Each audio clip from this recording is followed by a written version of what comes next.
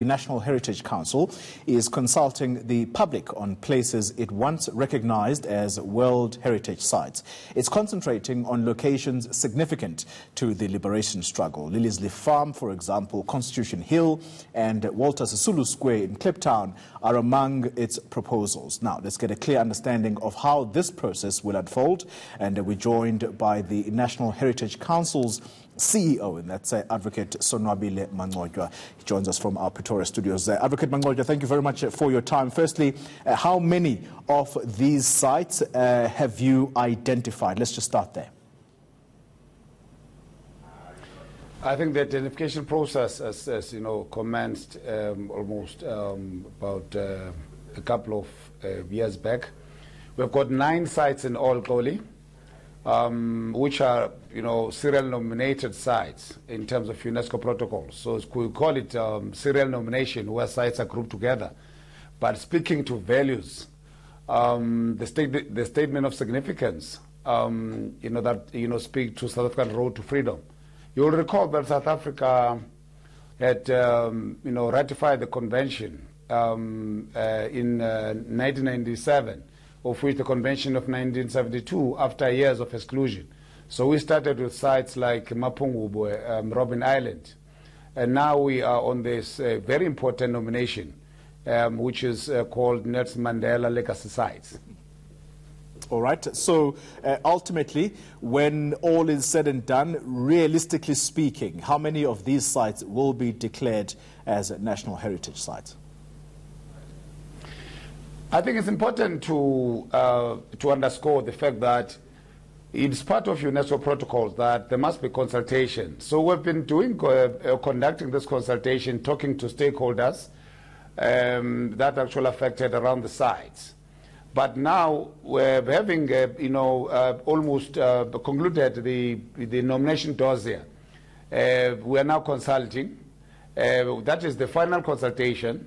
And how this consultation is going to take place. For instance, a site like Constitution Hill, like Fort Hare, like Ohlange, where President Nelson Mandela, casted his vote in the first elections in South Africa. You are going to be speaking with this, number of stakeholders. Now, why we are talking to stakeholders? It is because of, it's a requirement of UNESCO. But now we've done almost everything. But we want just to ascertain, for instance, where the boundaries are, management plans. For instance, once a site gets enlisted, the issues of management of the site, through periodic, reporting of UNESCO. So hence, this consultation is very important. We're not going to have holidays, for instance, at this festive season. Why? Because our officials are busy throughout, the country, ensuring that this consultation is successful. Once the consultation is done, out of all the sites, like for instance, yesterday we were at, Ohlange, and yes, we also this week we actually, down in the Eastern Cape, and as well as Constitution Hill, Sharpeville, where Freedom Charter, was adopted. And now then we're going to compile of these views of people.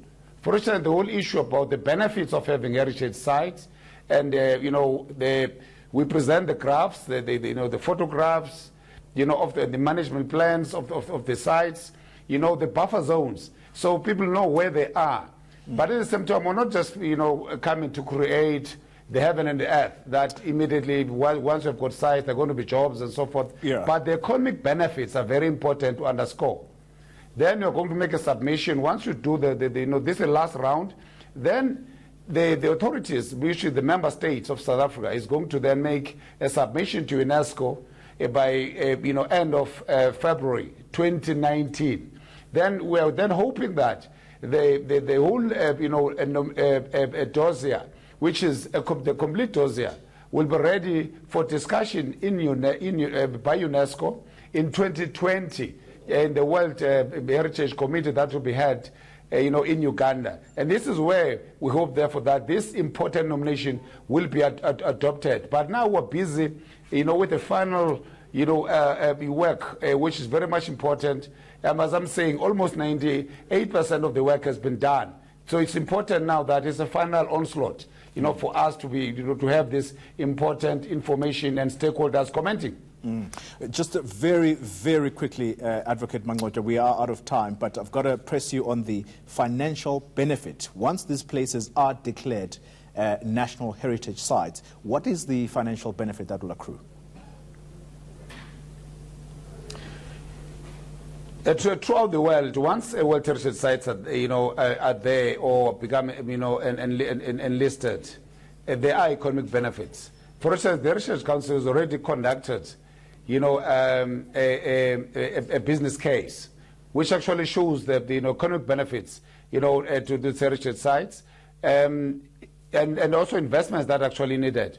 So, in a nutshell, you'll see, for instance, that some of these sites, are really abstract spaces. If you could talk about Umkagazweni, for instance, yes, it's declared as a heritage site, national heritage site, but it's at the moment it's not, it doesn't have enough development that are actually there. So once it gets enlisted, so these sites are going to be turned from abstract spaces into strategic development nodes. That's where now you're going to have jobs, tourists, they're going to come in. And also communities will be trained, as tour guides, so that some of these sites and rural areas, in areas where there have never been actually really myriad of developments, like, for instance, cosmopolitan cities like Johannesburg and so forth.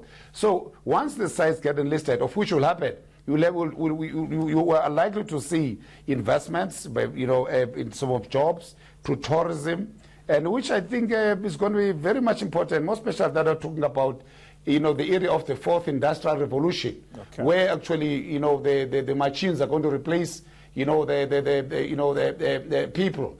So investments on this and also values that must come out of this, because we're talking about memory, which cannot be replaced by machines, and then which we need, more especially in the 21st century. All right. Thank you very much for your time, Advocate Sonwabile Mancotywa. He is the CEO of the National Heritage Council.